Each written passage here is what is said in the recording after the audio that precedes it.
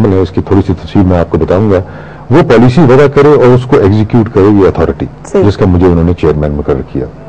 اس میں ہم نے وہ تجربات جو 8 اکتوبر کے زلزلے کے بعد ہمیں تھے اس کو ذہن میں رکھتے ہوئے اس کی ایک آرگنائزیشن بنائی. یہ مارچ میں اس کو اپروو کیا گیا. سو ابھی ہم نے تو کرالنگ بھی شروع نہیں تھی کی کہ یہ حادثہ پیش آ گیا, لیکن پھر بھی خدا کے فضل سے جیسے تیسے تھا اس کو مینج کر رہے ہیں ہم. ابھی تک جو صورتحال نظر آتی ہے جب بھی ملک میں اس طرح کی کوئی ناگہانی صورتحال ہوتی ہے تو فوج اور افواج پاکستان جو ہے وہی کام کرتے نظر آتے ہیں. کیا کوئی ایسا سول ادارہ موجود نہیں ہے یا سول انتظامیہ کسی بھی طرح سے ایکٹیو اور متحرک نہیں ہو سکتی یا فعال ہو سکتی کہ اس طرح کی ذمہ داریاں جو ہیں وہ کچھ اور ادارے جو میرے خیال میں کچھ تاثر درست ہونے والا ہے. Civil authorities and civil governments, دیکھیے ڈسٹرکٹ لیول کے اوپر ان کے پاس کیا وسائل ہیں. جب ایک ڈسٹرکٹ خود کسی مصیبت میں گرفتار ہوتی ہے تو وہ تمام ڈسٹرکٹ کے جو وسائل ہیں وہ بھی اس کی زد میں آتے ہیں. پھر ایک ڈسٹرکٹ لیول کے اوپر ہے کیا ان کے پاس سوائے چند ایک سول سرونٹس کے اینڈ کچھ وسائل کے. ہر ڈسٹرکٹ کراچی کی طرح یا لاہور کی طرح تو نہیں ہے. ان کے پاس وسائل کی کمی ہے. یا صوبائی سطح کے اوپر وسائل ہوتے ہیں, محدود ہوتے ہیں. کیا چیز وہ استعمال کر سکتی ہے اس حادثے میں؟ یا پولیس کو استعمال کر سکتی ہے یا سول آرمڈ فورسز کو استعمال کر سکتی ہے. Civil armed forces ministry of interior کے نیچے آ جاتی ہیں, اویلیبل ہوتی ہیں صوبوں کو, لے لیتے ہیں صوبے, ریکوزیشن کرتے ہیں. لیکن سول آرمڈ فورسز عام طور پہ ڈپلائیڈ ہوتی ہیں صوبے میں امن و امان کی صورتحال کے لیے. ابھی رہ جاتی ہیں افواج پاکستان جو ایک ڈسپلن اور جن کو ہمارے کانسٹیٹیوشن میں یہ فرض دیا گیا ہے کہ کسی بھی آفات کی صورت میں مقامی حکومتوں کی مدد کی جائے گی. سو ایک قسم کا فرض بن جاتا ہے. سو آپ نے دیکھا ہوگا کہ جب سول انتظامیہ اوور ویلم ہو جاتی ہے تو امیڈیٹلی فوج کو انوالو کرنا پڑتا ہے. یہ ان کی قومی ذمہ داری ہے اور آپ نے دیکھا ہوگا ہمیشہ تاریخ میں افواج پاکستان نے بھرپور اس میں کردار ادا کیا. سو یہ کہنا کہ سول ادارے کیوں نہیں کرتے, اس کا کانٹیکسٹ سمجھنا چاہیے کہ کس قسم کا حادثہ ہے. جب وہ خود اوور ویلم ہو جائیں, زلزلے کی مثال لیجئے, 9 ڈسٹرکٹ افیکٹ ہوئی, تمام سول سرونٹس اس میں افیکٹ ہوئے. حکومت جو مقامی حکومتیں تھیں ان کی کوئی بلڈنگ قائم نہیں رہی. Prime minister house Azad Kashmir کا گر گیا. سو پارلیمنٹ ان کی گر گئی. تو جب یہ حالات ہو جائیں تو ان میں کیپیسٹی نہیں ہوتی. تو باہر کے جو ادارے ہیں یا قومی ادارے ہیں ان کو اس میں شامل ہونا پڑتا ہے.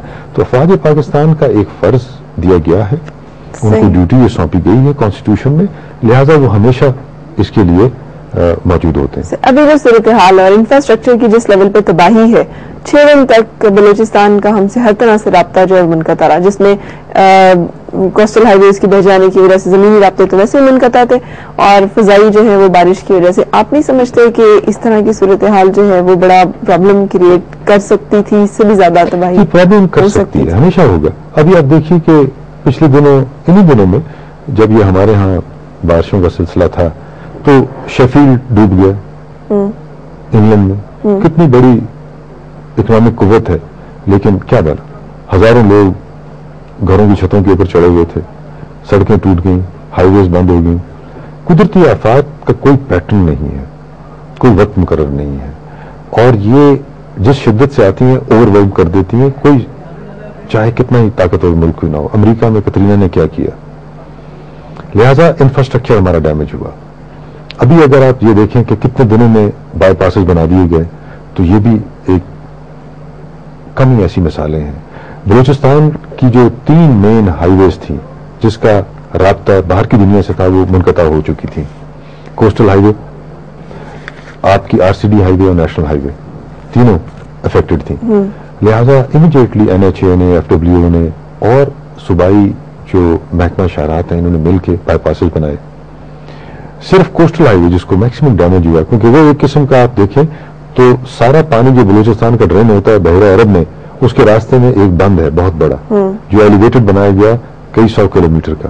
تو اس کو اتنا زیادہ پانی جب آیا تو ڈیمیج تو ہونا ہی تھا, لیکن اس شاہراہ کو ہم نے آخری یعنی ہفتے میں کھول دیا, یہ لاسٹ ویک میں کھول دیا. لیکن آپ کی بات بجا, موسم خراب تھا, لیکن پھر بھی اس خراب موسم میں ہم نے رسک لیے. ہمارے C-130 ایئر فورس کے, نیوی کے جہاز بہت خراب موسم میں آپریٹ کرتے رہے. آرمی ایویشن نے فوج کو نہ صرف اس مقام تک پہنچایا بلکہ آگے ترسیل کا سلسلہ جاری رکھا. بہت گندے موسم میں ایکسیڈنٹس ہو سکتے تھے, خدا نے کرم کیا.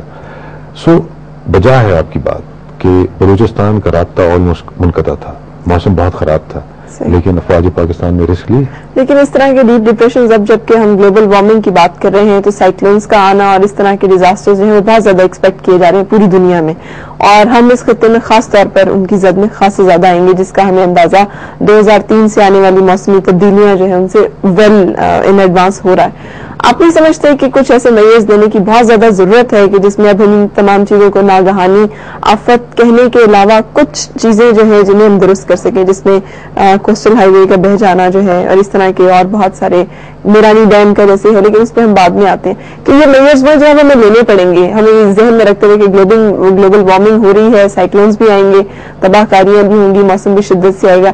کیا نیشنل ڈیزاسٹر مینجمنٹ اتھارٹی کا جو پالیسیز ڈیزائن کی جا رہی ہے اس میں اس فیکٹر کو بھی کنسیڈر کیا جا رہا ہے؟ جی, اگر 2-3 چیزوں کی آپ نے ذکر کیا, ایک ہے انفراسٹرکچر کے لحاظ سے کہ اس کے اوپر کیا افیکٹس ہوں گے, ڈیزائننگ کیسے ہونی چاہیے, موسمی جو مد جزر ہے اس کو ذہن میں رکھتے ہوئے. دوسرا آپ نے ذکر کیا کہ یہ جو موسمی حالات تبدیل ہو رہے ہیں گلوبل وارمنگ کی وجہ سے, اس کے افیکٹس پاکستان کے اوپر اور پھر کیا میٹیگیشن میجرز ہونی چاہیے. تیسرا یہ کہ جو نیشنل ڈیزاسٹر مینجمنٹ اتھارٹی ہے اس کو ذہن میں رکھتے ہوئے کیا پالیسیاں بنا رہی ہے. سو پہلے تو گلوبل وارمنگ کے اوپر آ جاتے ہیں. گلوبل وارمنگ میں سب سے بڑا جو ہاتھ ہے وہ تو ترقی یافتہ ممالک کا ہے. جتنی زیادہ ان کی انڈسٹریل ایمیشنز ہیں اس کی وجہ سے یہ سارا فنامنا ڈیولپ ہو رہا ہے. اس کے اوپر سٹڈیز ہیں, کوئی ان کو جھٹلا نہیں سکتا. ابھی ان کا ایک فورم بنا ہوا ہے جو آپس میں بحث و تمیز کرتا ہے, کیونکہ کاسٹ افیکٹ چیزوں کے بڑھ جاتے ہیں جب یہ میجرز لیتے ہیں گلوبل وارمنگ کی ریڈکشن اور ایمیشن کو کنٹرول کرنے کے لیے. لہذا بعض ممالک ہیں جو اس کے اوپر بحث و تمیز میں پڑے ہوئے ہیں جی کہ ہمیں کرنا چاہیے یا نہیں کرنا چاہیے. بہرحال فیکٹ ہے کہ گلوبل وارمنگ ہو رہی ہے. گلوبل وارمنگ جب ہو رہی ہے تو اس کے ایفیکٹس یہ ہیں کہ آپ کے گلیشیٹڈ ایریاز جو ہیں وہ پگھل رہے ہیں, سمندروں کی حالت جو ہے وہ چینج ہو رہی ہے, آبی جو وسائل ہیں ان کے اوپر اس کے ایفیکٹ ہو رہے ہیں, جو موسم کے تغیر ہیں اس کی وجہ سے جو بارشوں کے سلسلے ہیں ان کے پیٹرن ڈفرنٹ ہو گئے ہیں. یہ سب چیزیں جو ہیں اوور آل ہمیں ایک قسم کی تباہی کی طرف تو ضرور لے جا رہی ہیں. صحیح. ہمیں ان چیلنجز کا مقابلہ کرنا ہے. اس کے لیے کیا چیزیں کی جا سکتی ہیں, ابھی ان 2 چیزوں کے اوپر آتے ہیں جس کا آپ نے ذکر کیا اور کوسٹل ہائی وے کو آپ نے انڈیکیٹ کیا. یس, ہمیں ڈیزائننگ میں وہ چیزوں کو ذہن میں رکھنا ہوگا جو آئندہ موسمی حالات کی تبدیلی کی وجہ سے پانی اور طوفان باد و باران کے مختلف جو پیٹرن بنتے ہیں اس کو ذہن میں رکھتے ہوئے کہ ان کی کیپیسٹی اتنی ہو